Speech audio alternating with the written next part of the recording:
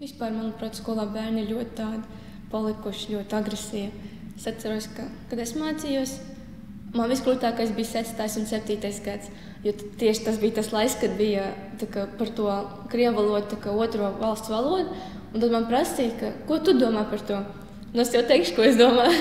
Es teicu, ka man vecāki balsos par to, ka lai tā iet, tāpēc, ka mums tā ir vieglāk, tomēr būs gan darbs, gan vispār ir vienkārši.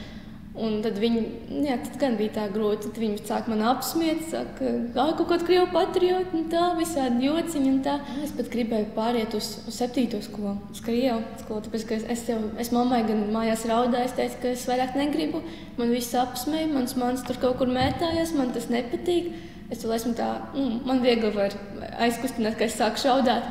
Un tad, tas raudēja mammai un teica, ka viss pārcēl man uz 7. skolu, es vairs negribu tā mocīties, jo man te nepatīk un vispār man nesanāk nekas. Un latviešu valodā man arī ir sliktas atzīmes, man no sākuma bija sliktas, bet pēc tam man viss kārtībā bija. Un tad, bet mamma teica, ka bišķiņ jau, tas ir tas vecums, ka bišķiņ ir jāpaciešās un tad viss būs kārtībā. Es tiešām esmu priecīga, ka es paliku. Man tagad ļoti patīk mana klase. Ļoti patīk, tiešām. Mēs esam gandrīz vai labākie draugi. Tie, kas man aizgāja prom. Tas ir labi, ka viņi aizgāja prom. Nē, arī jau pēc tam jau viss kārtībā, kad 8. un 9. klasē jau viss bija labi.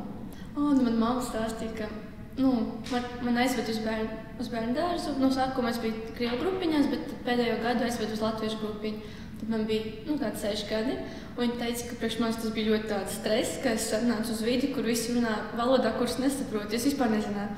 Un tad viņa stāstīja, ka kad viņa gāja prom, tad es teicu, ka nē, prom, es nevienu, ko es tad darīšu, es neko nemāku. Viņa teica, paliec, kur tev audzinātājs un tā, bet es teicu, es negribu. Un tad, kad viņa gāja prom, es kāpa skapītī, tur, kur ir apģērbs, tad es taisīju ciet, un tad tā māja roci viņai.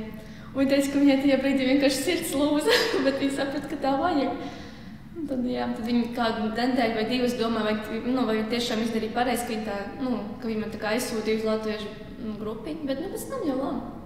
Es jau biju bērns, bērni jau ātrāk mācās latviešu valodu, vispār jebkuru valodu.